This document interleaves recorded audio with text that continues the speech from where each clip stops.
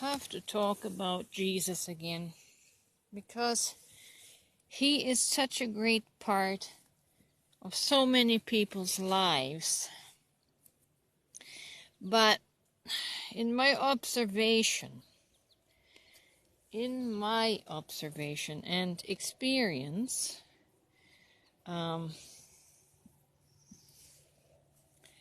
find that Jesus, in the case, this was the case in my own life, and it's the case I see this in the case of my best friend, my twin flame. Jesus, in most people's lives, takes a preeminence. And this preeminence, this specialness, creates division and separation among the closest of human relationships. Jesus is known to break families apart, to pit children against their parents, parents against their children. It does say that in the Bible, at least in the English translation. It says that Jesus didn't come to bring peace, but to bring a sword, to bring division.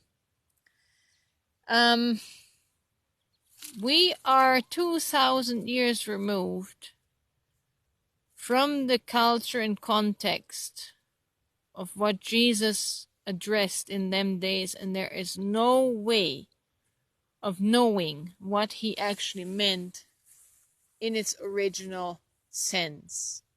Perhaps if we had the Aramaic writings, it would give us a closer idea, but in the English, it's been disastrous. And for one single historical being that we have called God Almighty to be causing so much disharmony, so much striving and warring, it's got to make a person sit up and take notice.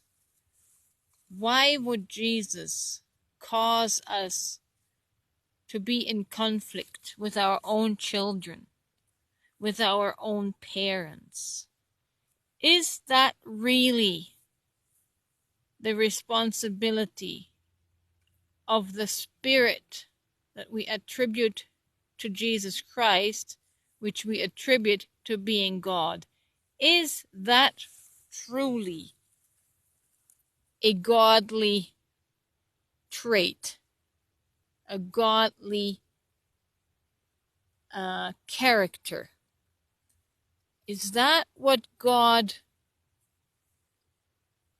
intends to do and be?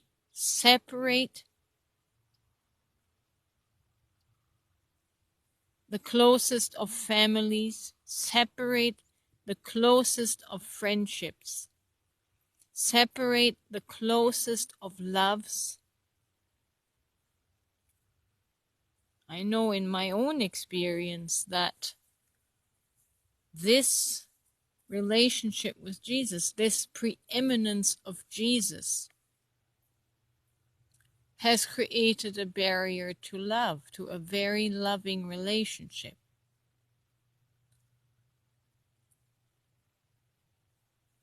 Because this is another thing that I know was true of me, that having a relationship with Jesus somehow puts you in a special class of elites.